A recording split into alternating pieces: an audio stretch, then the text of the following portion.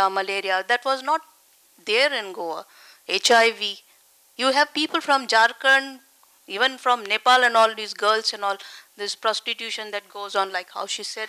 It's not spoken about, but it's prevalent. It's very much there. And when you go in these areas, it is so palpable. You can touch that, and you can feel, and you feel ashamed. What is this? Is this Goa? The press does its bit, but they are intimidated again because they have their bosses, their articles, their truths, their facts get edited. So there's nobody to help. So now from civil society, the educated, the intellectual, I want to appeal, let's put aside our selfishness, let's put aside our egos and do something factual and realistic that is really the need of the day. And in Goa, we would welcome a speedy human rights enforcement mechanism. I want to also tell you how the CRZ violations have affected the rural Goa. In every river mouth, you'll see barge building, shipyards, and all these are illegal. Not a single one from the 150 odd, not even 10 are legal. This is a fact which we can substantiate. If you go to Lotoli, that Zorinto and all these places, these are all encroached places. There are jetties built in the mouths of the rivers, which is wrong. The siltation also is the cause of losing organisms. Then we have beautification programs by the government. They take our water bodies, which are bounded by laterite and alluvial soil bunds and embankments, and they put concrete. So all the photoorganisms, the nutrients that come and used to freely transfer with the laterite embankments are destroyed. You have only algae and bacteria proliferating, and that affects the rural people more because by the time it reaches their senses and it tells on their health, it's too late. There is mortality. The youth, now there are youth, people who are widowed. By the time they're 30, 34, their life is over. Nobody knows this fact. I don't think anybody knows this in Goa, whether it's a fact, no? There is Dr. Audit Prabhudesai who has compiled data on this. He will be happy to share this with you all because I am not a medico, but I believe in his practice because he's served the armed forces and now he's serving his hometown, which is Rivona. And it is very alarming because you'll see people, and that poor widow has got 2-3 toddlers, school-going kids who are abused, like human rights with children and deprivation, health. How these are all economic fallouts because one somebody was allowed a blanket freedom to do what he wanted, and here we are, the activists are trying to do their bit, roping in people. And there's so much that the farmers again get affected. And these are the people who live in the rural areas. We need food, we need water, we need clean air. And all these three are compromised and heavily polluted in Goa. This is a fact. I don't think there'll be anybody in this audience who'll disagree with me on this. And the next point about rural degradation comes, see, now being in the Western Ghats, Goa contributes 30% of all the fish, amphibians, reptiles, mammals species that are found in the most densely populated 34 global biodiversity hotspots. Goa is one of those. And what are we doing with this kind of heritage? And we have lost it all, most of it. The forests, there is no place for compensatory afforestation. When you degrade a forest, you cut down, you have to grow. But the government says there is no land for compensatory afforestation, yet it parcels out forest land for mining activity. That means in other allied projects of the so-called those in the governance who collude with the business magnates. Now, for example, MOPA, they went and acquired that land when there are 15,000 tribals living there. Their right to live is denied from them. There is a affidavit in the saying that there is nobody living over there and that land is acquired. And those people are Dangars, Velips. These are the tribal sects who depend on the forest produce, and they are still there. And they also go long and far to get an education, to get a job. Why are we pretending nobody exists when they are very well there? Because we have to give them a standard life, a decent life? It's wrong. I can give many examples. Like police atrocities also, if you go and ask them for protection, they paste you. The demeanor is so horrid. Just 2 months ago, they lathi charged a peaceful demonstration of elderly people, women and children who wanted safety on the roads. What they did, they pulled their saris, they took their Mangal Sutras, their phones, even children were in the lockup. I went and I gave them breakfast. I'm not saying I did it, because they wouldn't even touch the water in the police lockup. They were so hurt. This is wrong, and this fact is not coming to light. We have told this to the government, but they have not taken any cognizance of this. And the example of this is Kaure, Rivona. These are the areas where mining is concentrated. This is the area where our only water body I was talking about, the Salauli Dam, it was meant for the farmers. But that dam in its catchment area has 16 active illegal mines. So you can imagine what it does to our water resource. And back again, this is the rural area of Goa. Nothing comes to the forefront because the people in the city don't know where the water is coming from. So that is why I would submit a crying need to uphold and speed up human rights. Justice Verma, Ms. Nandini Sahai, and delegates of this seminar. I will some observations about media. Our former MLA and advocate Babusao Gaokar has to say after 50 years of liberation that tribals, scheduled caste, scheduled tribe, they are still crying for basic development. Then also it reflects on the media's performance here, I suppose. So in that sense, I think this is a reflection of on media also, how far media has been raising these issues and has been able to take up these issues vigorously. I have to say that in Goa we have in vibrant media segment. We have press in two categories. One is English and one is vernacular. So we have around 8 to 10 papers, newspapers in vernacular. With circulation, daily circulation is say around 1.5 lakh, and same is the case with English paper.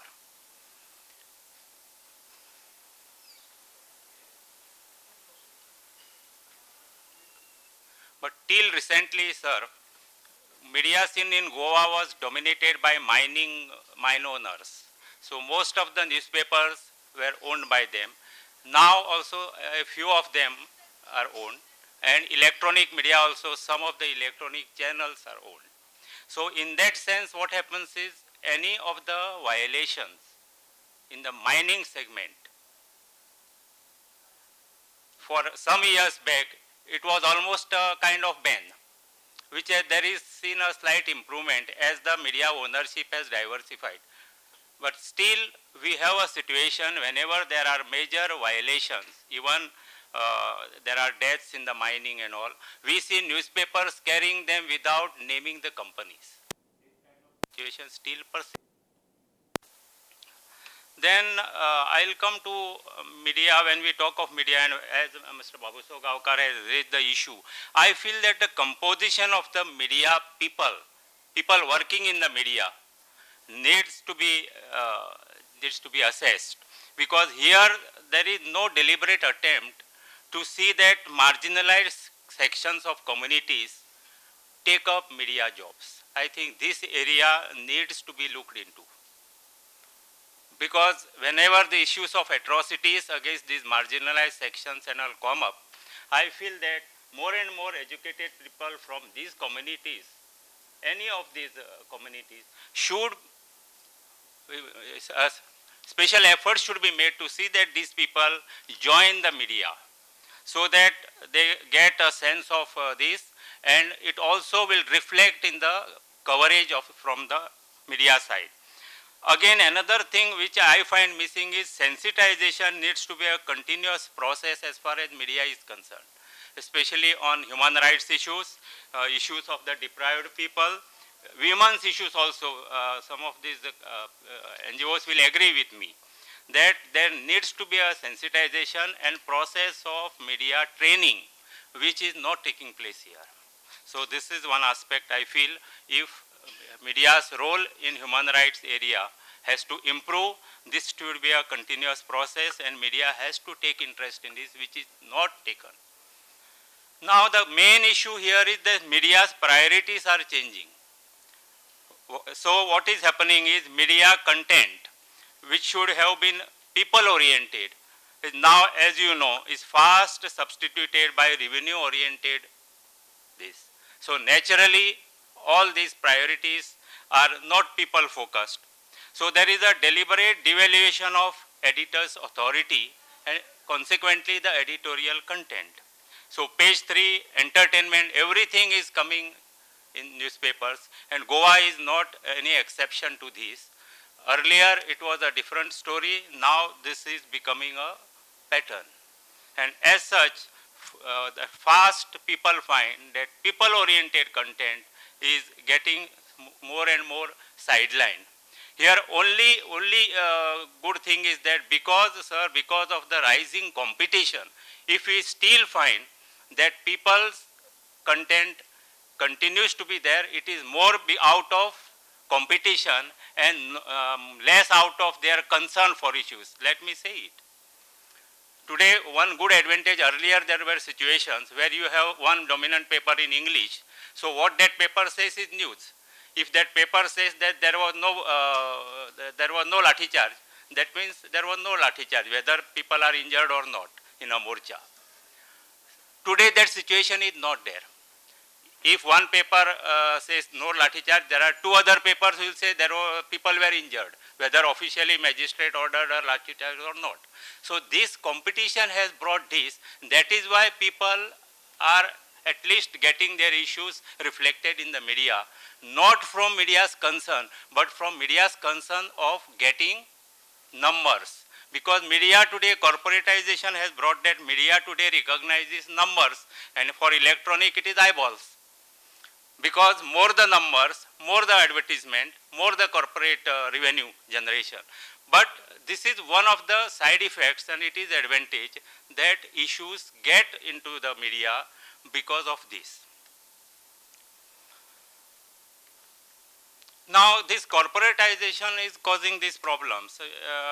P. Sainath from Hindu had once written about it, that earlier we had media giving agricultural correspondents, labor correspondents. Today it is not the case. Today there are no labor correspondents. There are corporate correspondents covering all these issues. So consequently you can imagine what will be the reflection of these issues of harassment of labor or any of these issues. It is seen from the corporate angle.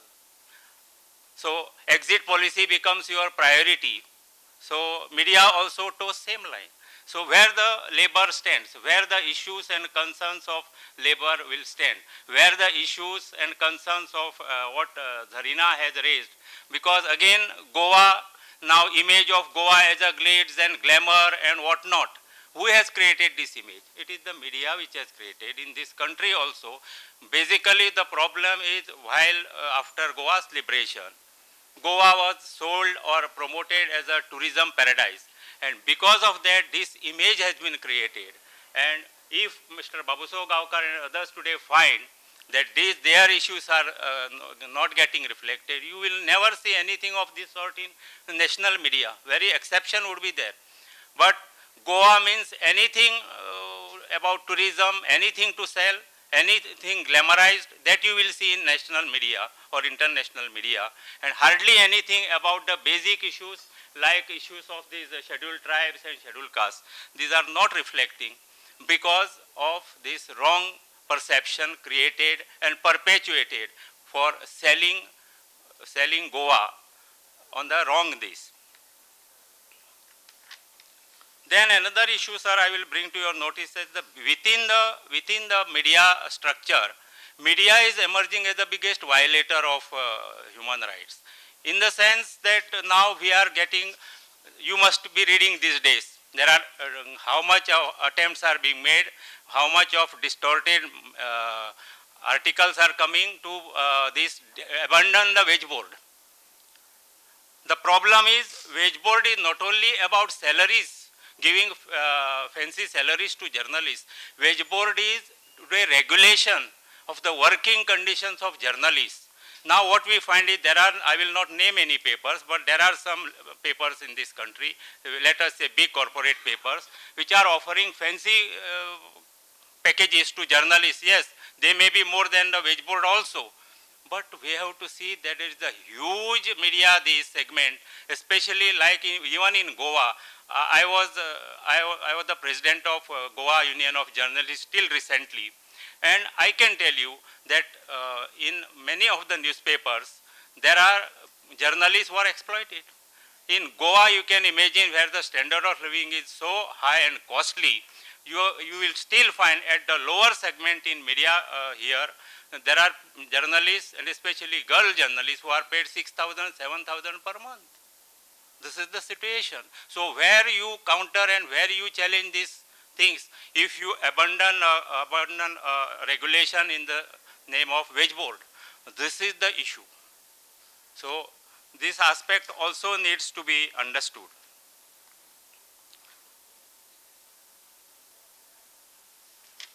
So these are some of the basic issues I feel that we have to see, and because media's role, if we think of, then all these aspects need to be considered. Thank you, sir. Thank you, Prakash. Can I now ask Abelino Disa, President, Disability Rights Association of Goa, to talk on human rights and differently abled persons? Respected Justice Verma, Madam Sai, ladies and gentlemen. I'll just give you a small presentation on the human rights violation of the disabled. At present, we have 4 acts for the welfare of the disabled: Equal Opportunity, Protection of Rights and Full Participation Act 1995. It's already 16 years since this act has come into force, but as you will see later, not much has been done as yet. You have the National Trust Act, you have the Mental Illness Act, you have the Rehabilitation Council of India Act, and recently 2 years back you have the UN Convention on the Rights of the Persons with Disabilities Act. Sadly, even though 2 years have passed, our Goa government is not yet talking about the UN Convention on the Rights of Persons with Disabilities. We have a Goa state policy for the welfare of disabled. The policy statement says that the disabled are an important resource for the state and seeks to create an environment that provides them equal opportunities, protection of rights, and full participation in society. Sadly, till date, this was made in 2008. Sadly, till date, this is still on paper and it has not yet fully been implemented. In Goa, we have a State Disability Commissioner who is Secretary Social Welfare, but he is only a part-time commissioner because he has lots of additional responsibilities. We have a Social Welfare Department. Welfare of disabled is being looked after by one UDC and quarter assistant director, and they are looking after 25 to 30,000 disabled persons in Goa. Regarding the violations on the educational front, disabled children are still being denied admissions in regular schools in spite of reservations, in spite of the Right to Education Act in force. There is no barrier-free access for the disabled, even though the Goa Children's Act has made it mandatory 5 years ago. Your education department does not even know how many schools are accessible for the disabled. Whereas employment is concerned, disabled persons are still finding it difficult to get employment in government jobs in spite of a 3% reservation. Government is not employing the hearing impaired and the visually impaired till date. Backlog is not yet filled up. Although 3% reservation is there, only 2% has been filled up till date. There is no promotion for disabled even after 15 years. Even if a disabled person wants to take up self-employment, there is reservation in shops in panchayats and municipalities, but that also is not being implemented till date. Where accessibility is concerned, there is no barrier-free access for the disabled in buildings, streets and buses till date. Building bylaws have been made to provide access for the disabled, but they are not being implemented till date. And even when the building bylaws were being framed, the disabled were not consulted, because even the whatever accessible guidelines are there for the disabled, the hearing impaired and the visually impaired are not taken into consideration. Where sports is concerned, our Goa Special Olympians have won laurels for the state, even at the international level in spite of being mentally retarded. But our Goa state policy has no mention of the disabled in the Goa sports policy. There is no recognition for outstanding sports persons, even though when an able person gets something, he is given lakhs of rupees. Our disabled persons are not even given 1,000 rupees. There is no funds for the promotion of disabled sports. There is no funds for disability sports. There is the Goa Paralympic Association, which is awaiting recognition from the Sports Authority of Goa for the last year and a half. Where social security is concerned, we have only one scheme, which is a Dayanan Social Security Scheme. They give 1,000 rupees a month for a poor disabled person. But sadly, by the time the first check reaches the disabled person, it's a 1 year. And there is no home for destitute disabled persons as yet in Goa. We have the Apnagar, we have the Providoria, but I don't think they have the capacity to deal with, they don't have qualified people to deal with disabled persons. I would like to finally end that disabled persons have been successful in life. In Goa itself, we have Fulani Kinelekar, we have our Special Olympians, we have Mangesh Kutikar, you have myself, I am a commerce graduate, I am an investment consultant, I am the president of this association. But when we do not provide equal opportunities for the disabled, we are preventing one more genius from contributing towards society. And this is our details of our association. Thank you. Dadu Mandrekar, author and social activist, to talk on human rights and untouchability. संविधान में गए 60 सालों में एक राष्ट्रपति, औरत राष्ट्रपति को एक बहुत बड़ा भारत का पद प्रदान किया है। भारत के कानून जहां होते हैं वो लोकसभा की अध्यक्षता आज एक औरत है। 12 या 13 साल में इंदिरा गांधी पंतप्रधान बन चुकी है और कल्पना चावला तो 2 बार अंतराल में जा चुकी है। ये इतने बड़े पद है कि और किसी दुनिया में किसने नहीं दिया है औरतों को। एक शेड्यूल कास्ट होते हुए भी इस देश का राष्ट्रपति बन गए थे। फिर भी इस देश के अनुसूचित जाति के लोग हैं वो आज भी अस्पृश्यता के महसूस कर रहे हैं। बहुत अच्छा। कल मेरे बारे में एक बहुत इंसिडेंट हो गया, बहुत दुखी हूँ। मैं पास खड़ा था तो मुझे सिक आ गए, स्नीज आ गए, और वो एक आदमी बैठा था तो वो दूसरों को फ़ोन करता है किसी ब्राह्मण को और बोलता है कि मेरे पास जो आदमी है वो महार है और वो सीख गया, इसलिए मुझे क्या प्रेक्षित लेना है, गोमूत्र लेना है या कुछ लेना है। मैं कोलैप्स हो गया कि एक देश का अच्छा नागरिक होते हुए भी मैं इतना नीच हूँ।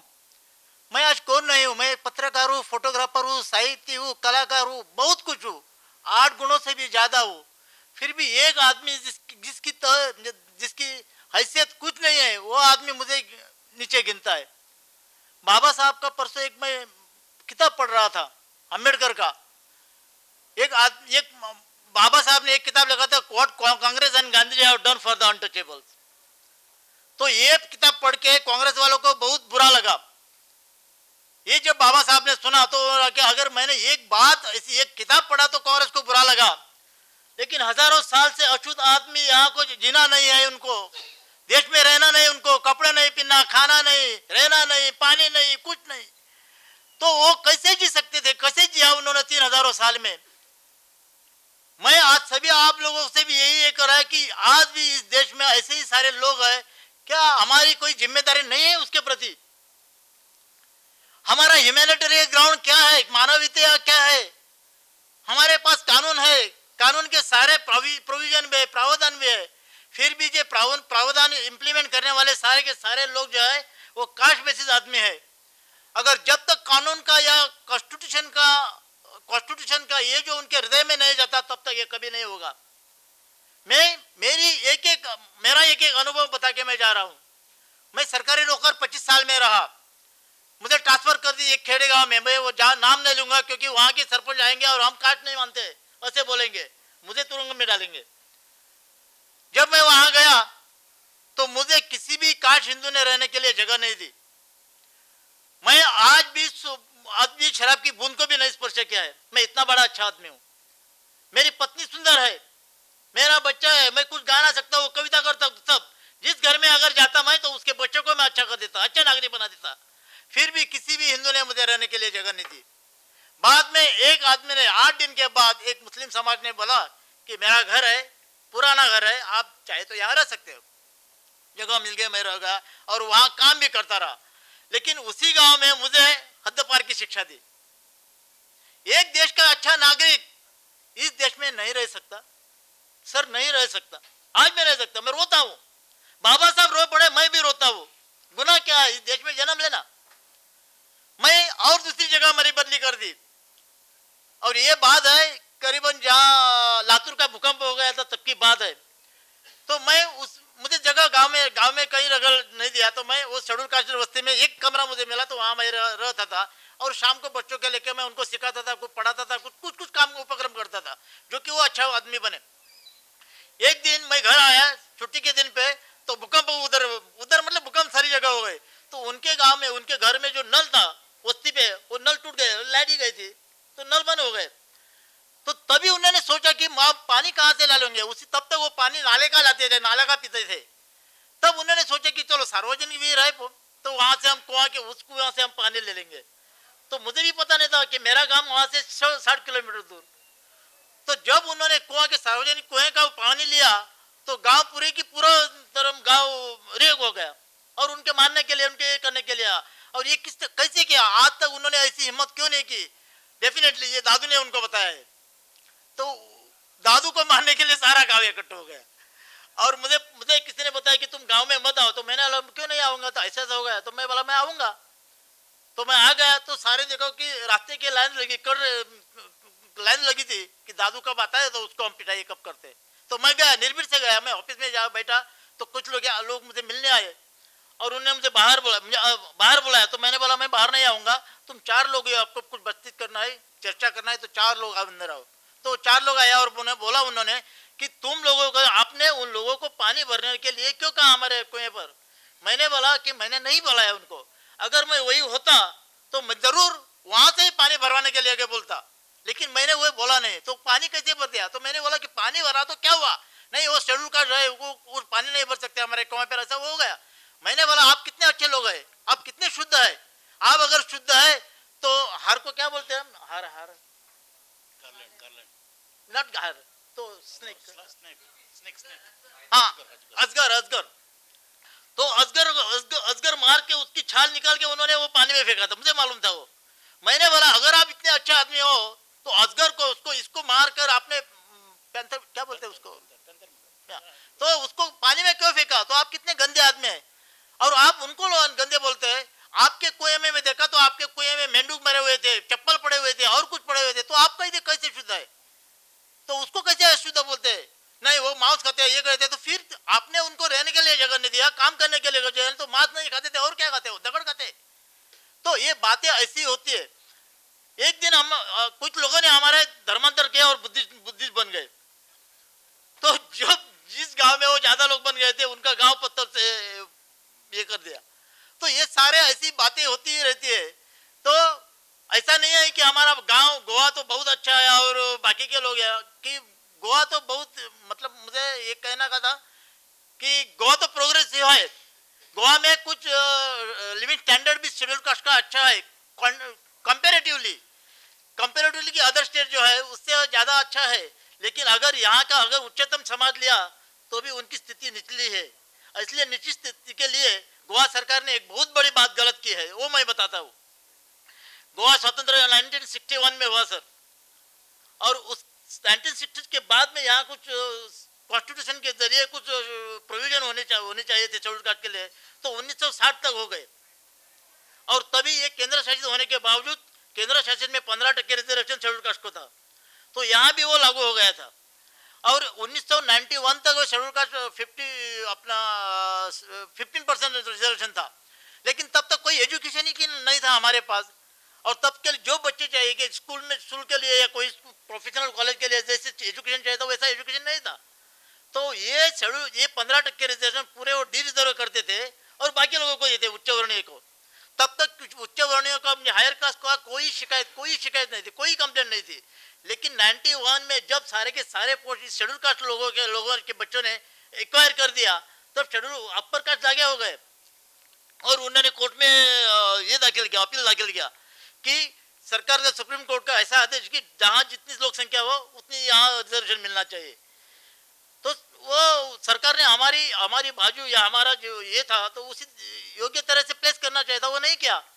तो सरकार ने, हाईकोर्ट ने आदेश दिया कि अगर 2% ही शेड्यूल कास्ट का पॉपुलेशन यहाँ है तो उनको रिजर्वेशन भी 2% मिलना चाहिए। तो उसी हिसाब 91 से अभी तक शेड्यूल कास्ट को 2% रिजर्वेशन है। इसका बहुत बड़ा इफेक्ट जो हुआ शेड्यूल कास्ट पर हो गया।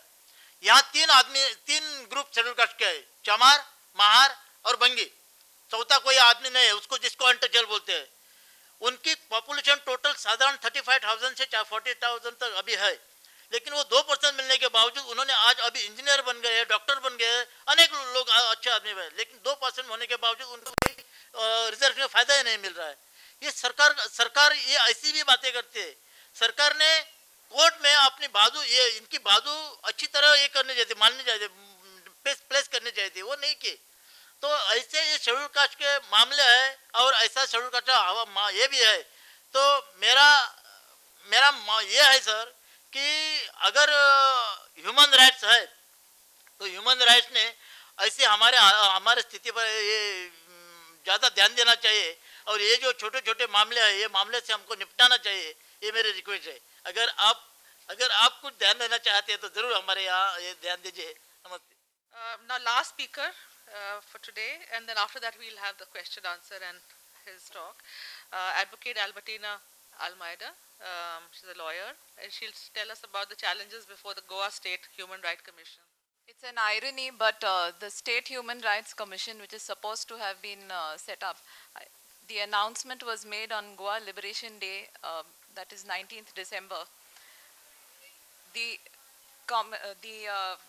commission was actually constituted somewhere in April, and to date they do not have an office. So if you want to know where the office is, it's very difficult to locate. It's after a lot of persistent tracking that you can know that they are operating out of the premises of some other office, and that too out of the goodwill of their other office.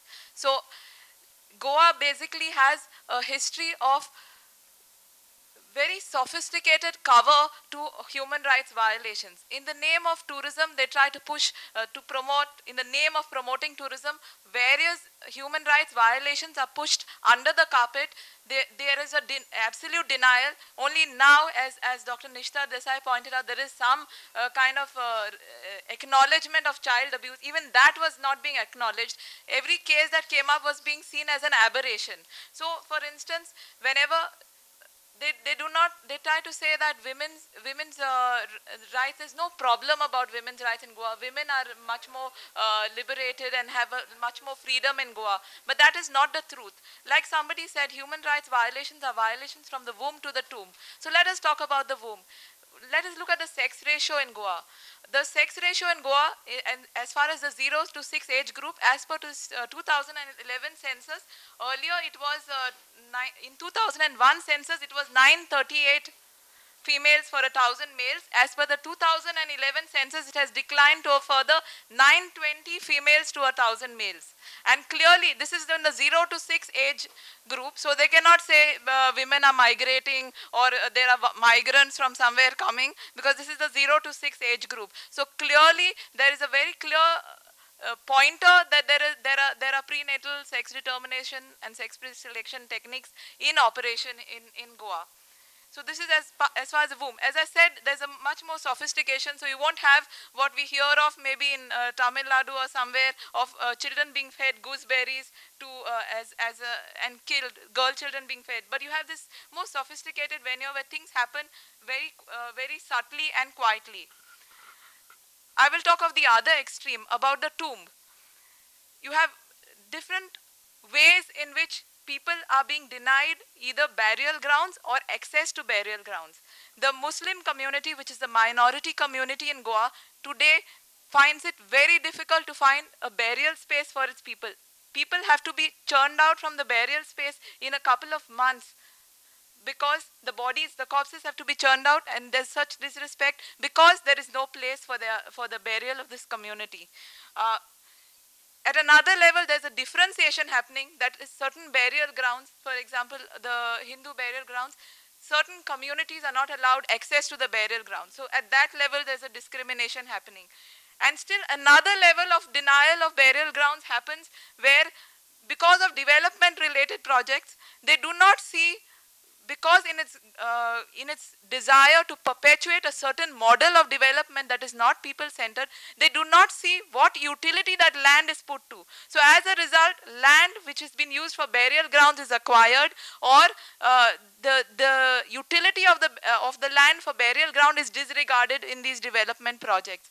Now, I would think that since the Goa State Human Rights Commission is just being set up and it's new, the challenges before it would be it can take up cases, as like every human rights commission, it can take up cases to suo motu, and some of these things need to be taken up by it on its own initiative. Maybe nobody may come forward or somebody may come forward, but these issues need, because something like sex ratio, it's not something that I personally get affected by directly. So it's a larger community issue, and these are the kinds of issues that I think